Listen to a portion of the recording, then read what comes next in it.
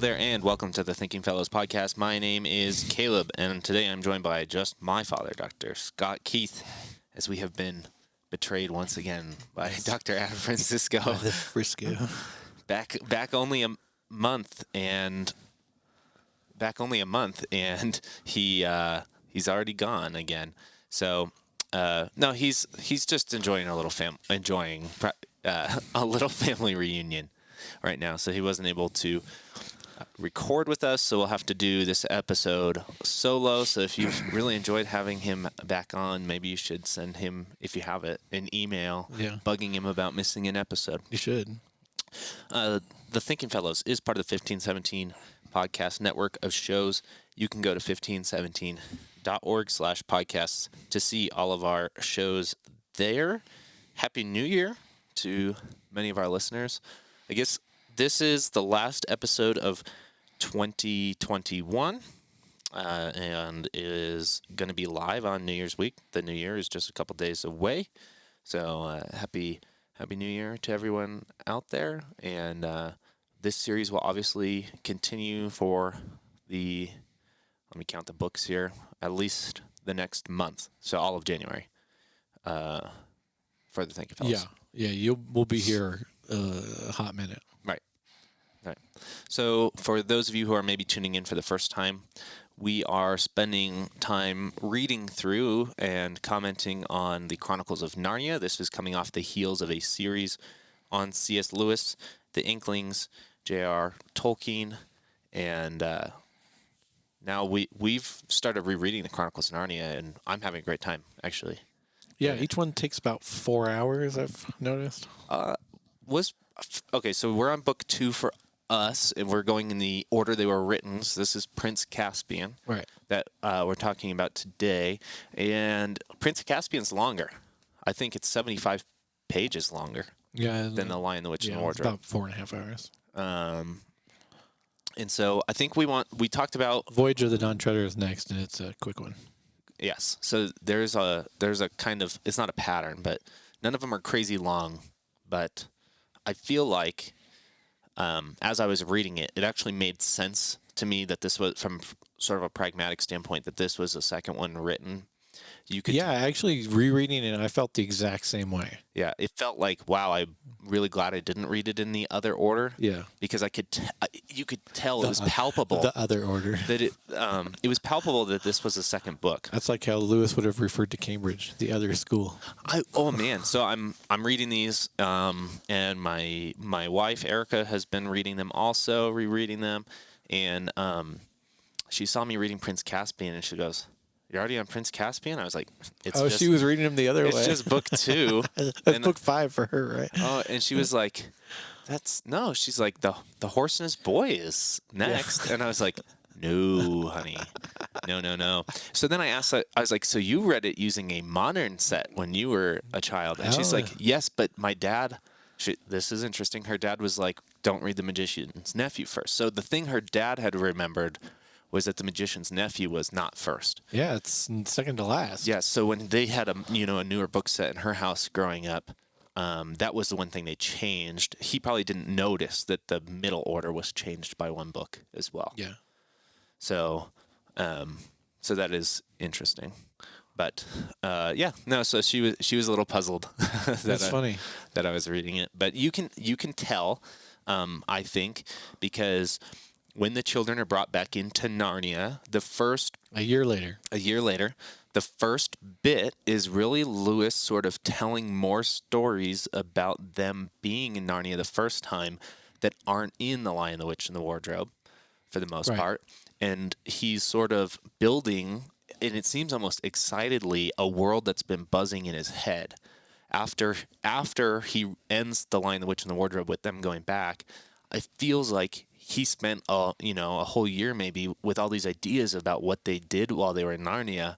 And it seems to me like that started the basis for writing before he came up with the next part of the story. Now, of course, I don't know that, but it's kind of that type of thing is hard to know. I was just even thinking theologically, it's actually the next good step, because you go from a mirror of his Christian journey.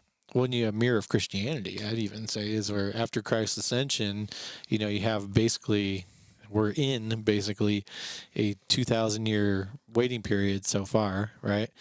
And in many ways, in our age, like in when the children return to Narnia and Prince Caspian, Aslan has been forgotten. The miracles have been forgotten. Thousands of years have gone by. Yeah, literally the talking animals have been forgotten. The Narnians, as they're called, old Narnians, sorry, have been forgotten. And even they're a relic that should be suppressed. Yeah, even somewhat intentionally drummed out of memory and reference. And so, yeah, to me, it's kind of like going from, the accounts of Christ's ascension in the Gospels to modern day. Yeah. And talking about, especially in Lewis's age, where it's all sort of steeped in modernism, where really, don't refer to the this is an assail against modernism. This book, and it's boom. Don't talk about Aslan. Don't talk about the old Narnians. These things aren't helpful. They're fairy tales. They're relics of the past. Relics of the past. I mean, just the way that Christianity and Christ would have been spoken of in Lewis's time in Oxford, for the most part. I mean, he had several Christian friends, but for the most part, in his time in Oxford, postmodernism is actually different. And I would point this out to our listeners who would be like, "Well, it's still kind of like that." I actually think, to a degree, the old things are allowed again as myth more than they were as in the modernist time, where it's like the myths are bad. Actually, today I think postmodernism would say the myths are individual, and you might get good from believing in these. You likely do. Yeah. And in fact, people need these kinds of groundings. Even like Jordan B. Peterson, right, who's a sort of popular speaker, especially was. I think he's controversial now more than popular, but whatever. One of his big appeals was he talked about the importance of myth. Now, he even talked about the importance of Christian myth while not being a Christian. Yeah. And that's decidedly postmodern. That's the modernist world was, in its pursuit of scientific truth, proposing that these types of myths and fanciful belief was actually bad, especially when it believed itself historical. Well, look at like the way C.S. Lewis did apologetics, and the way even like John Montgomery does apologetics. It's sort of an approach to a modernist world that has rejected Christianity, has rejected miracles, has rejected Christianity as myth and myth as useless, and then trying to bring objectivity into it to prove the objective nature and still the usefulness and importance of the objective truth that Christ, died and rose again for your salvation, which is all very important. But I can say even in my lifetime, there's been a shift from how many people I would have known that were absolutely Christianity was antithetical to their worldview. And now it's just not. And now it just doesn't matter. Right. If it is, it's for some people, and it's those people's problem. It's fine for those people as long as those people aren't trying to get me to believe what they believe. Mm-hmm. Yeah. As they stay in their little corner of the world, that's fine. I'll stay in my little corner of the world, that's fine. Yeah. And that really is different about postmodernism. Plus, postmodernism would, I think, see value, let's say, in these books, even sans the Christian aspects or with the Christian aspects, even if they weren't Christians. Yeah. Which would not necessarily have been the case with the modernists. Sort of the rabid atheists 30 years ago. A breed of atheists that is dying. Yeah. Yeah. No, that's true. So, yeah, I thought it was interesting. You and I read them separately. We were at dinner last night, and we came to this conclusion separately, but agreed on it, that this book is about the fact that old things are real or true, right? And so the old Narnia exists is sort of the moral of the story, and it's rescuing old Narnia. That's the plot line and the I used the phrase that Lewis in Surprised by Joy basically says he was paralyzed by his chronological snobbery, right? Like before he became a Christian, his materialism had convinced him that everything old, like you said, was useless compared or inferior compared to what we have now. And you read Prince Caspian and you see sort of then rejection of his chronological snobbery come out in the in pages of his children's book through the story of the children coming back and being part of the myth and themselves. being part of it again after having been gone for at least 1,000 years. So let's talk about that a little bit. I find that part of the Narnia story funny. I noticed this in Lion, the Witch, and the Wardrobe too, because when we talked about sort of Lewis and Tolkien and their little challenge to one another that brought about the space trilogy, was that Tolkien write about time travel, and now I'm kind of seeing why Lewis's challenge wasn't time travel, because time travel is actually a very important part of the Chronicles of Narnia. It's one of sort of the pillars of how the fantasy functions in these books. As we continue, they jump into different times when they come back to Narnia. And even at the beginning of the Voyage of the Dawn Treader, there's a bit of a brief explanation that time works very differently in Narnia. We don't get to that yet, but that's after Prince Caspian, when it had been such a long period of time in between their first visit and their second visit. By the time we get to the Voyage of the Dawn Treader, they're like, when are we? And not where are we? They're like, when are we? When are we? And that becomes, when they come to Narnia from this point on, that becomes a very important question: is when are we? Right. And no, it was good in this book. Again, there's I feel like if you were to put other books in front of it, some of this would get lost, which is that, Edmund has the explanation, which is when we came into Narnia the first time and came out, it was like minutes had passed, right, in our world, but we had been reigning for years and years in Narnia.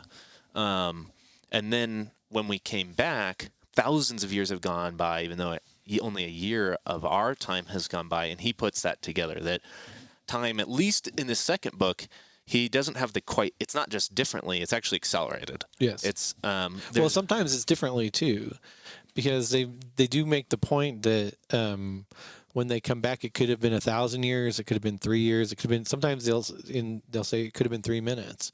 They don't know how they're going to enter into Narnia. Oh, I'm saying that it gets established later. I'm saying, as this being the second Right. book, what Lewis has worked out by this period of time is acceleration. That it can be much later. Yeah. And the children are essentially the and same. that's consistent between Lion, the Witch, and the Wardrobe and Prince Caspian. Correct. Actually, because like when Lucy's gone for a couple days at first and comes back in, like Tumnus's house has been sacked in Lion, the Witch, and the Wardrobe. He's been turned to stone. They've been gone for, seems like, months. Yeah. Yeah, and a larger period of time. Than you. Yeah, and he made that at least consistent.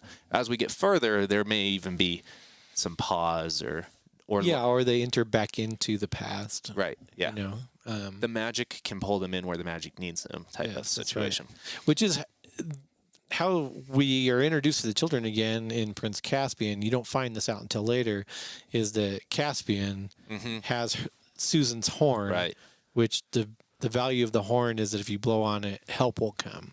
So in The Lion, the Witch, and the Wardrobe, when she blew on it, Aslan and Peter actually came and killed the sheriff, the wolf. But this time, what you find out, again, spoilers alert, but I think we've told people they've had 70 years to read these already. Yeah. So what you find out is that they're actually called back to Cair Paravel, which is their castle. Yeah.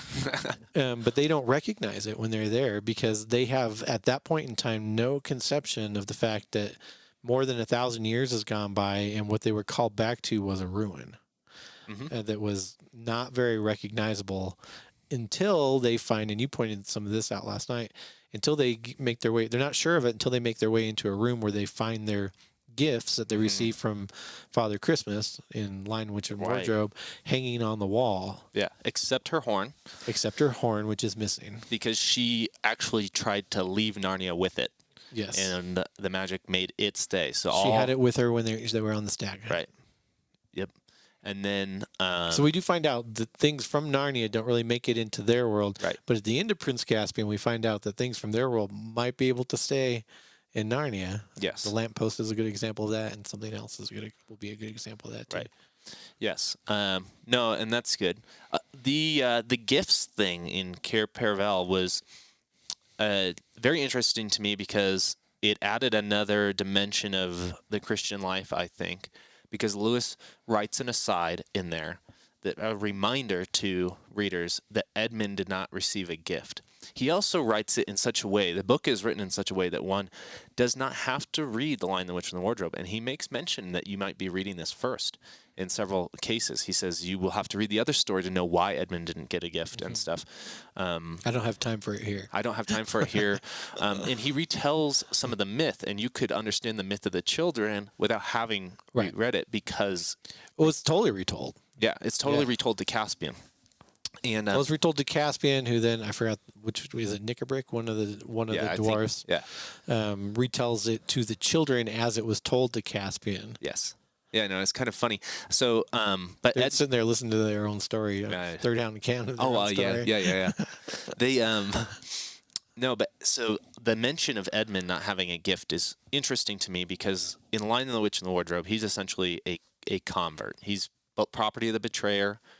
Edmund. Yeah. Did I say somebody else? No, I was just making sure that you said it. Sorry.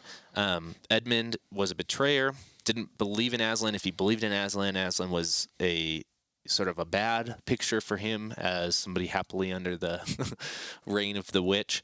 And when Father Christmas comes and gives the children the gifts from Aslan, he's not yet one of Aslan's. He's still to the witch. He's still property of the witch.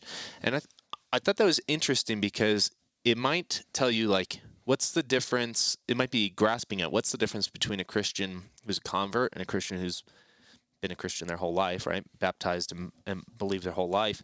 And that's that certain parts of their story happen at different phases. He doesn't have gifts that people who were there before him have. He doesn't have stories that people who are with Aslan longer have. He's missing some of these experiences. It doesn't invalidate what he ultimately ends up becoming Aslan's. In fact, Aslan makes a great sacrifice personally for him. And in fact, save for Lucy, he's the most faithful believer in Prince Caspian. Yes. And much more so than Peter or Susan at this point. Right. And but he doesn't have this particular gift. This particular history is not there. It doesn't invalidate his faith, but it is something worth of note, at least, that particular things don't belong to him because he was not Aslan's when they happened. Yeah, or don't belong to him yet. Like you said, he might get his gifts at a later time. Right. Yeah. So definitely thought that was an interesting aside. This book starts with time travel and then does something that we are very familiar with in TV, but I can't actually remember the last book I read that did this, but the flashback. Right. Not a flashback inside a flashback. We have a flashback to Caspian's life, which then contains stories of the children's life, which is then told to you by a third party. Yeah, very interesting sort of writing dynamic there. One that's extremely common in TV and movies. I can't say I have a lot of experience with this happening in books. It does to an extent in The Lord of the Rings to capture some of what happened in The Hobbit. Yes. But I would say not to this great of an extent. Like the story's never being told to Bilbo in the... Right. But no, it's an interesting literary device that we're familiar with, I think, because of other media that uses it a lot. Yeah, it's interesting to read it and to encounter it the way that Lewis did. And Lewis wrote it in a way, too, that I think children could understand. Because even when the narrator is telling the story, the dwarf is telling the children, he says, I'm not going to tell you the story in the exact same way that the dwarf told it to the children, or the exact same fashion, or with the exact same details, because I don't have time for that here. You can read the other book. You can read the other book if you want to know the full story. But what I'll do, the narrator literally says something in the order of, what I tell you now, though, is accurate to what the dwarf told the children. Mm-hmm. And I thought, wow, that's pretty good. Right. I was pretty impressed by that. The other character that I really like is Dr. Cornelius, who is, sort of also sort of the professor. Yes. From The Lion, the Witch, and the Wardrobe, and The Great Knock from Lewis's own life, sort of written over again. He's a half dwarf, half human. He ends up being Caspian's tutor, and after his first, what do they call her, nanny? Yeah, he had a nurse. nurse, Yeah. is taken away, who you also find out at the end of the book is half dwarf, half human, tells Caspian, who already sort of believes in it from the story, the sort of like bedtime stories his nurse told him, already sort of believes in Aslan and the old Narnians and the children, the Pevensey children. But Dr. Cornelius, who's a professor, right, teaches him, and he teaches him. This is one of the greatest parts to it. He teaches him this myth as though this myth actually happened in real time in real history. Yeah. So that Caspian has taken the story That he learned as a child. From myth to true. So that when he then both meets the children and eventually Aslan, there's not a stretch here for him. It's not difficult. Yeah, he's expecting Aslan. When he meets old Narnians, he doesn't freak out. When he meets a talking badger and a real dwarf who's not half human. Yeah. Yeah. No, it's true. And like when he blows the horn, he's expecting that Aslan may even show up. Yeah, well, it was like a day and Help didn't show up, and they were already like, "What the heck?" Yeah, yeah. So, no, that is true. Maybe we should just recap who Caspian is too. So the children come into a period of time. They believe thousands of years after the dwarf sort of does confirm to them that it's been thousands of years since they left, and Caspian is the grandson of Caspian the Conqueror. Is it the great grandson or the grandson? I think he's grandson. Caspian the 10th, I believe. Oh, and his father was Caspian the 9th. Okay, so maybe great or something like that. Yes, but Caspian the Conqueror came, tamed the animals, actually drove many of them to not speaking, sort of reverted them to normal animals. Well, conquered. Yeah. They use the word conquered because he even asks if there were no humans in the land, who did he from conquer? whom did the land need to be conquered? Right. And the answer is essentially the old Narnians. Yep.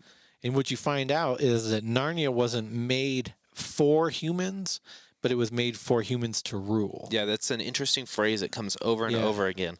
That Narnia is a place of animals and mythic creatures, but it is intended for a man to rule over them. And the faithful Narnians all recognize this and call Caspian their king immediately. Because knowing that a son of Adam must sit on the throne. They know, that a man is to rule over them. And one of the centaurs says that it is man's job to tame Narnia. Right. Yeah.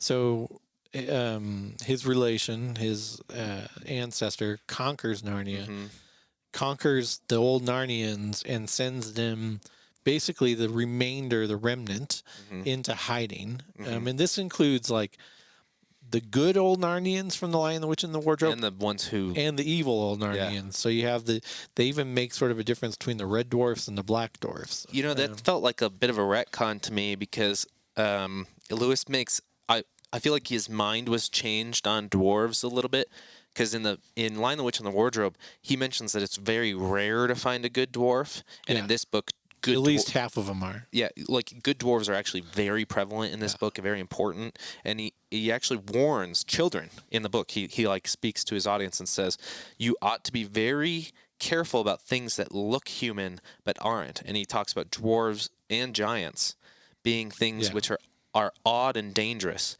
because they look human and they aren't. Correct. And it almost felt like he changed his mind a little bit on dwarves. Maybe you read The Hobbit and... Well, he still has a distinction. I mean, I think I said it was Nickerrick. I think it's Trumpkin who... finds the kids. Yeah. Finds the kids, but he's a red dwarf. So he's good. Yeah.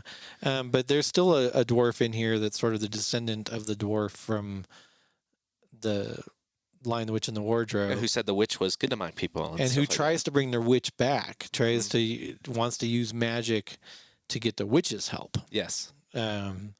And so, by the way, I will say, and we talked about this last night, that of all of the 3 books that they made into movies, they did the worst on this one. I'd love to talk about that for a little bit. Yeah. I just want to mention it before we forget. They absolutely did. the movie, I didn't realize it the last time I watched the movie.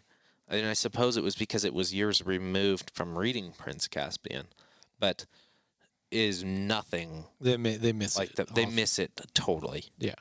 Yeah. In total. Uh-huh. Yeah. Like there's actually so little that is coherent with the story as it's being told in Yeah. the book.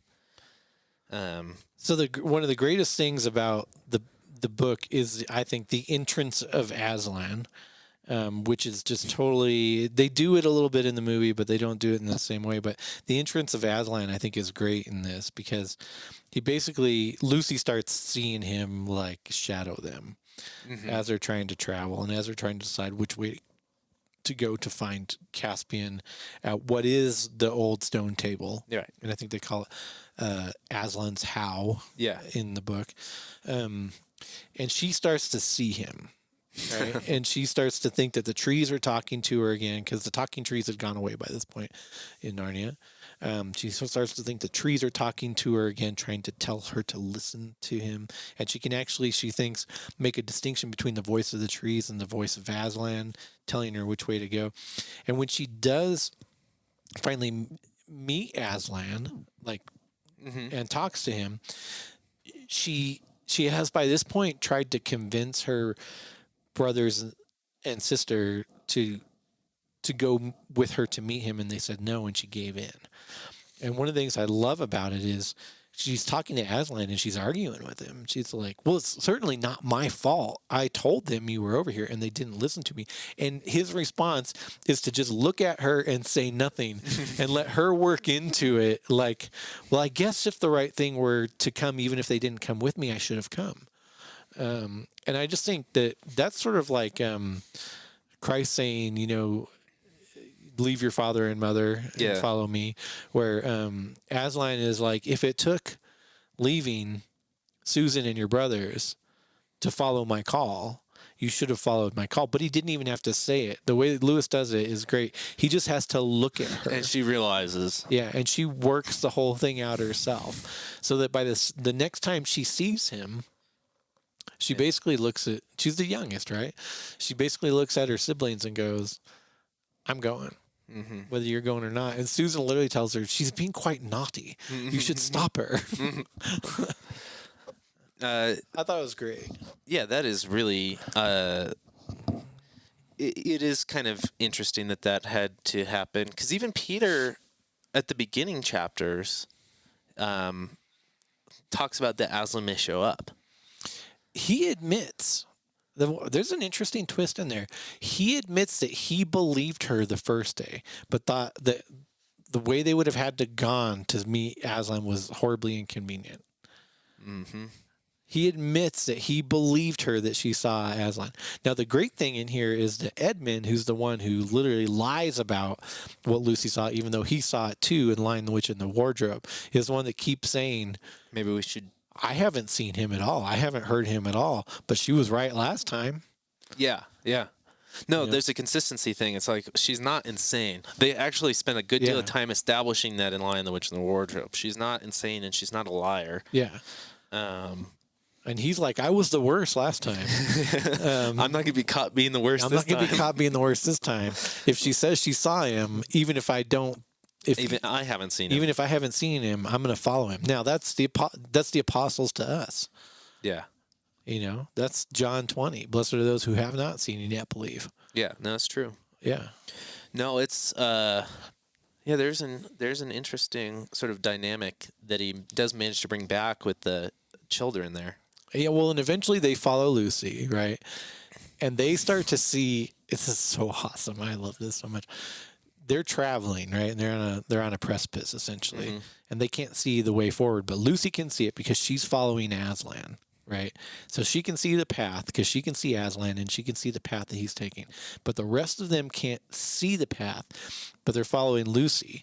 But they can't see Lucy can see the trail on the precipice that they can't see, and they keep thinking they're going to fall into the precipice. Yeah, as long as they keep following her, they're going to be fine. As long as they keep following her, and as they do, and they keep following her, it happens gradually. They can see it. They see his shadow first. They don't see the lion, they see the shadow of a lion. And there's a great question, well, where is he? And her answer is, well, he's where his shadow is.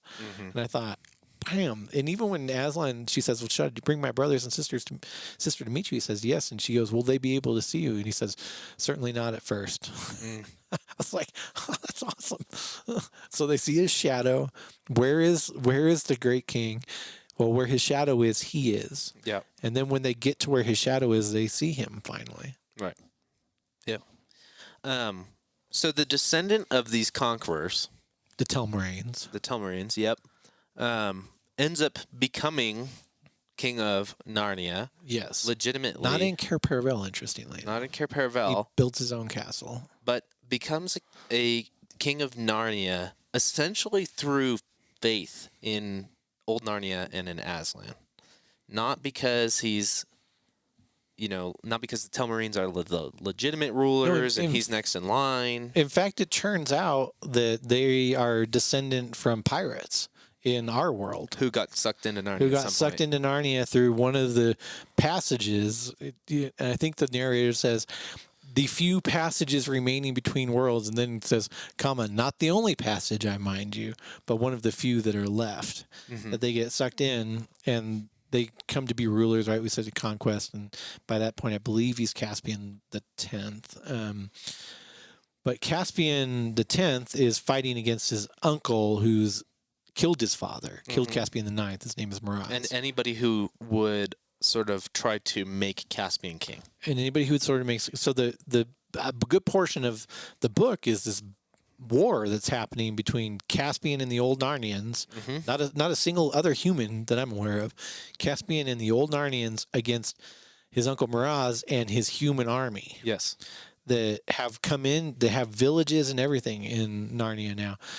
One of the very interesting things that happens is, of course, Caspian, the children come. Peter challenges his uncle Miraz to single combat, is losing, winning, and eventually the uncle trips. And because there had been some treachery within the Telmarine hierarchy, he's betrayed by his own people. His own people kill him, but they make it look like Peter stabbed him in the back, which causes the war to go on again. But enter Aslan, right? We talked about this last night, and I just thought it was so stinking interesting. Enter Aslan, who has at this point Lucy and Susan riding on his back, right? As the war is turning sort of in the favor of the old Narnians and Caspian. Aslan starts riding through the countryside with the girls on his back, and they go village to village. And in each village, basically they release, Aslan reveals himself to the people in the village.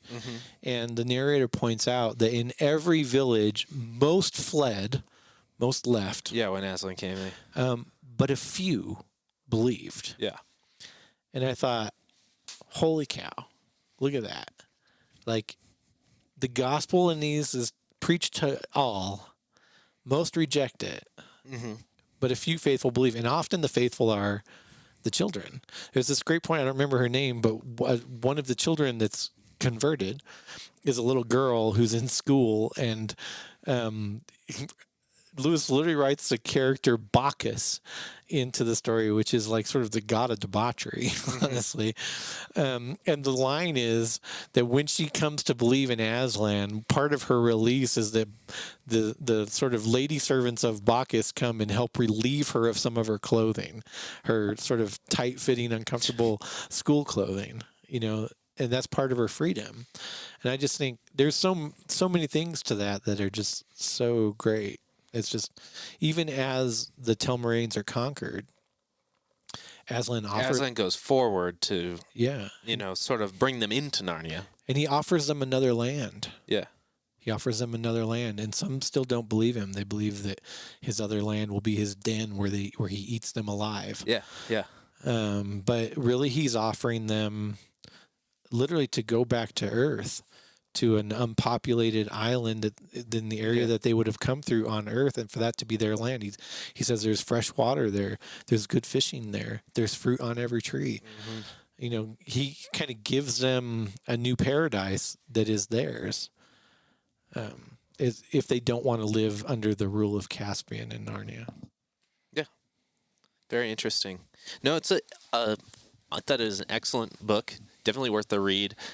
Like I said, just to reiterate, made sense to me that it was the second book, Totally makes sense to me. both from a theological and But from a literary again, perspective. we said that if we were evangelizing, you would take people through the Gospels and the epistles probably before you took them to Genesis 1 or Revelation. Yeah. Oh, I would. Yeah. And so that it doesn't surprise me that it makes sense to us, because that's how I would tell the Christian story to a new convert too. Yeah. No. And I do think it makes sense for people who read the first book, Lion, the Witch, and the Wardrobe, who see the Christian story in it, see death and resurrection in it, to then sort of look at their own life, the Christian life, and go, especially at that time, it seems ridiculous. This story seems ridiculous. And you go to Prince Caspian, and that story, the story of Aslan and the children, seems ridiculous. Yeah. Even to some of the Narnians. Yeah. No, I can't imagine that Lewis's friends who helped bring him from, modernism, materialism into Christianity would have read this story and not thought, well, Lewis is writing a little bit of his story here. Yeah. I think he's writing a little bit of his story here. If we've talked about that Tolkien maybe didn't like the Chronicles of Narnia. I wonder, this seems less on the nose as well. Oh, Michael Ward says he never made it past Lion, the Witch, and the Wardrobe. Okay. Yeah, it's interesting because this is much less on the nose. Yeah. So. Oh yeah, you have to. It is much less on the nose, but it's still there. Oh yeah, still very obviously there. It's just not the one-to-one with a major event of the Bible is not there. No, as I was reading, and I listened to the podcast where Alistair McGrath was kind of struggling with that too, and I'm like, there's not a one-to-one to a biblical event, but that doesn't make it non-Christian. It's not a one-to-one to the biblical event. This is saying that the biblical story is true, and it's not just falsified because it's old. That's right. Right, because it's an old story that seems like it couldn't have happened in our modern world. That's the theological lesson here. Yeah.